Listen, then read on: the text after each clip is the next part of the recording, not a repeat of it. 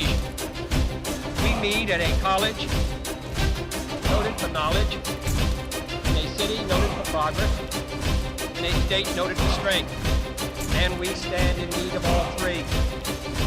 For we meet in an hour of change and challenge, in a decade of hope and fear, in an age of both knowledge and ignorance. The greater our knowledge increases, the greater our ignorance unfolds.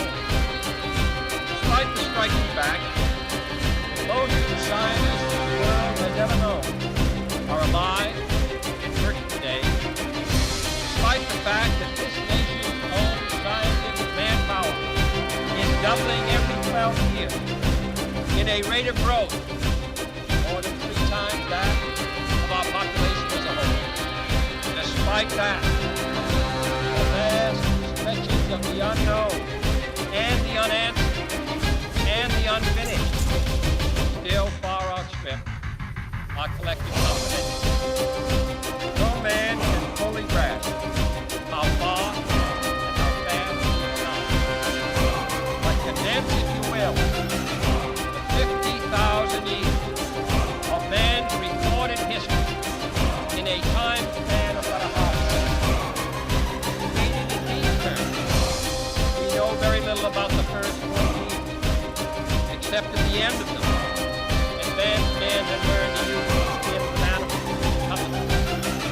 Then about 10 years ago, under this standard, man emerged from the cave to construct other kinds of shelter. Only 5 years ago, man learned to write and use a cart with wheels. Christianity began last century. Printing press came this year. And then less than 2 months ago, during this whole 50-year span of human history, the steam engine provided a new source of power. Newton explored the meaning of gravity.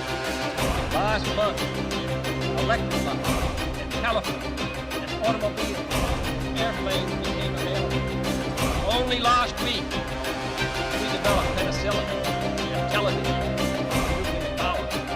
And now, if America's new spacecraft succeeds in reaching Venus, we will have literally reached the stars before midnight tonight.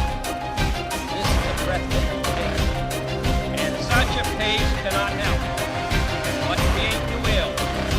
Visit new ignorance, new problems, new dangers. Surely the opening vistas of space promise high cost and hardship, as well as high reward. So it is not surprising that some would have us stay where we are.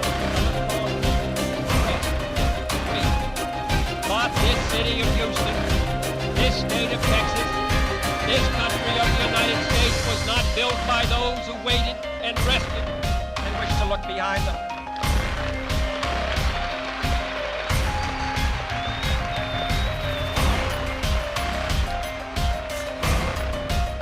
Country was conquered by those who moved forward from the space. William Bradford, speaking in 1630 of the founding of the Plymouth Bay Colony, said that all great and honorable actions are accompanied with great difficulty, and both must be enterprised and overcome with answerable courage. If this capsule history of our progress teaches us anything, it is that man in his quest for knowledge and progress is determined and cannot be deterred. The exploration of space will go ahead, whether we join in it or not. And it is one of the great adventures of all time. And no nation which expects to be the leader of other nations can expect to stay behind in this race for space. Those who came before us made certain that this country rode the first waves of the Industrial Revolution, the first waves of modern invention, and the first wave of nuclear power. And this generation does not intend to flounder in the backwater of the coming age of space. We need to be a part of it. We need to lead it.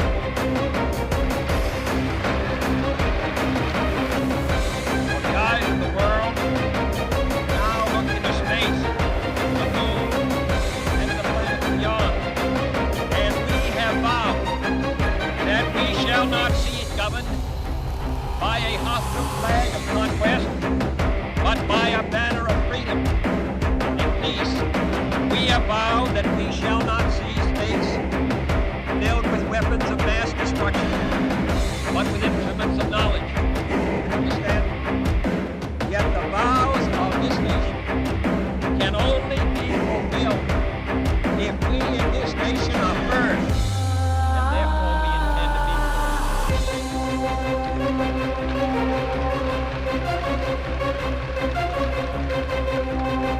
In short, our leadership in science and industry, our votes for peace and security, our obligation to ourselves as well as others, all require us to take the steps to solve these mysteries, to solve them for the good of all men, and to become the world's leading spacefaring nation.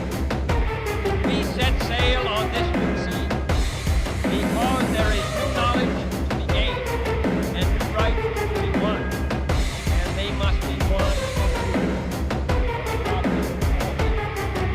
For space science, like nuclear science and all technology, has no conscience of its own. Whether it will become a force for good or ill depends on man.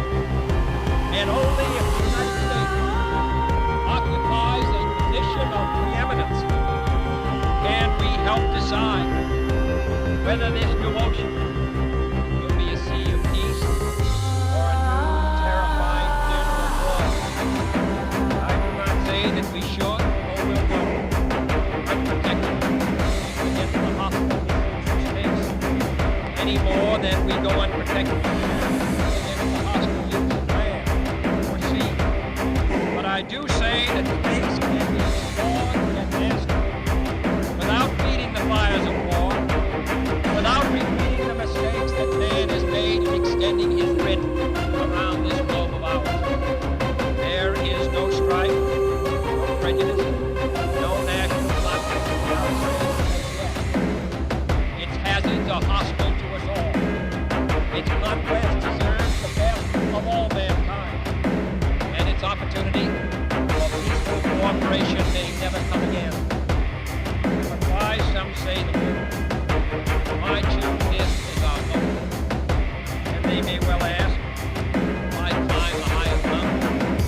Why 35 years ago, fly the Atlantic? Why does Rice play Texas? We choose to go to the moon. We choose to go to the moon.